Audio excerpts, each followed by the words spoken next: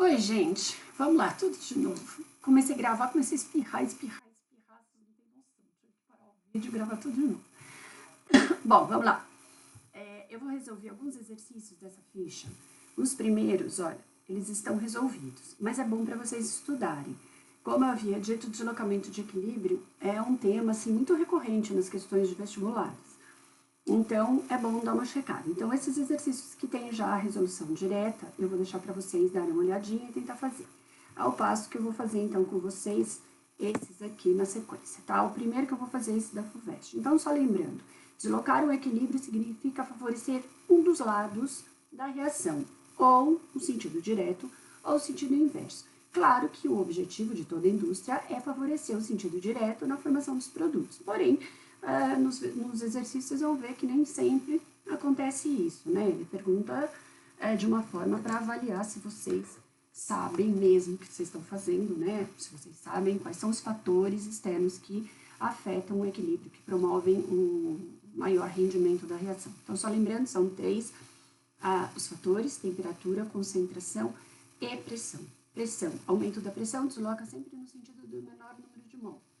O aumento da concentração desloca no sentido oposto a esse aumento. Se aumentar reagente, desloca para o produto. Se aumentar o produto, desloca para o reagente. Mas lembrando que sempre eu também posso remover, diminuir a concentração de um dos reagentes, ou seja, de um dos participantes da reação, ou seja, tirar. Então, se eu aumentar a concentração dos reagentes e concomitantemente eu remover o produto, aí sim eu vou aumentar consideravelmente o rendimento da reação. E por último, a temperatura.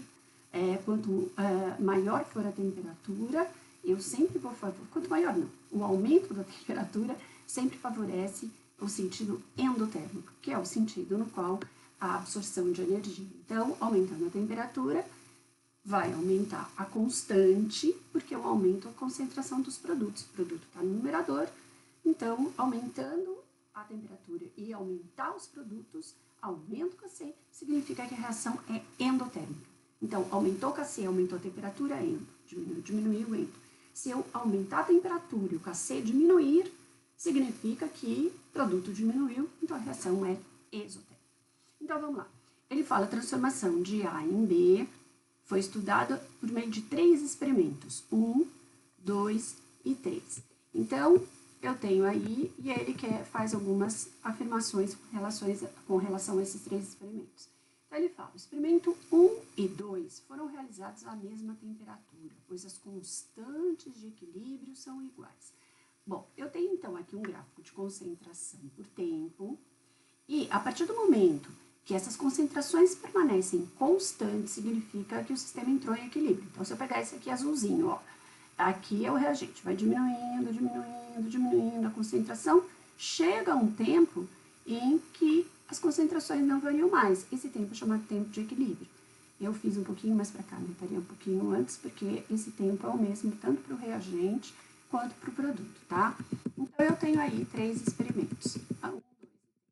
Ele está dizendo que Kc de 1 é igual a Kc de 2. Não, desculpa, foram realizados à mesma temperatura, pois as constantes são iguais.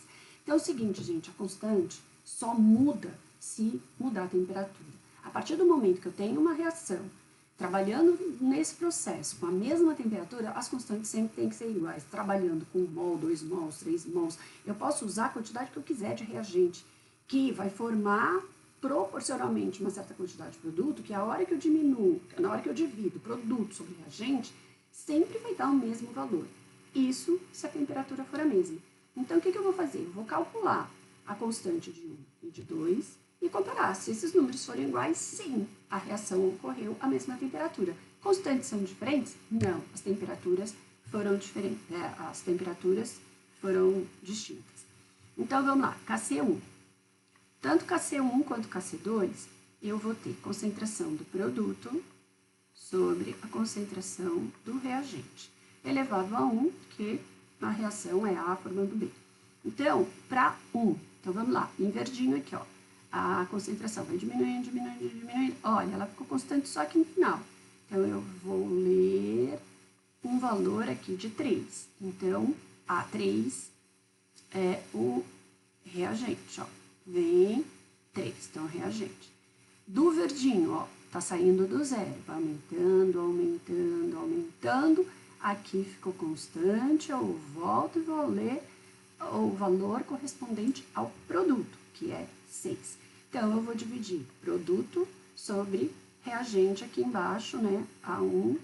Então, produto sobre reagente vai dar um KC com o valor de 2. Aí, vamos lá para outro experimento. Vou fazer em verdinho agora, tá? O 2, tá? Mas vai ficar muito verde no vídeo, né? Vou fazer com preto. Então, aqui, ó, 2, tá? E a curva vermelha. Ó, o 1 são as curvas verdes. O K2, concentração de B sobre A, tá? A reação é a mesma, então a expressão é a mesma. Eu tô analisando pelas curvas em vermelho, tá? Então, vamos lá. Reagente, vai, desce, desce, desce, ficou constante aqui, vou ler o valor de 2. Então, o A aqui embaixo é 2.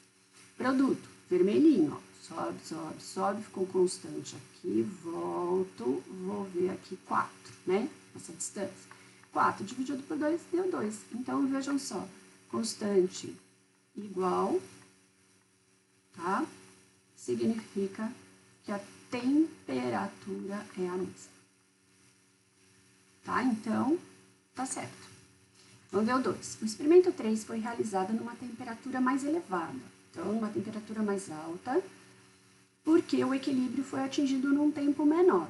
Então, vamos analisar lá. Vamos parar tudo.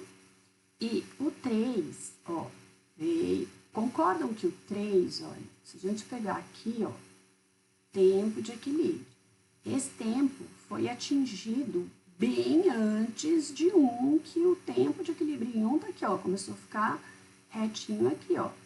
Aqui é o tempo de equilíbrio da reação 1 e aqui da reação 3. Como o equilíbrio foi atingido num tempo menor, significa que foi mais rápida, certo? Então, ela foi mais rápida, atingiu o equilíbrio num tempo menor, né? Então, tá correto também. Então, ele foi realizado numa temperatura mais elevada, porque o equilíbrio foi atingido mais rápido. 3. A reação é endotérmica no sentido de formação de B? Então, está perguntando se é endo ou isso. Como é que eu vejo se é endo ou isso? Basta calcular pela constante. Lembra que eu falei?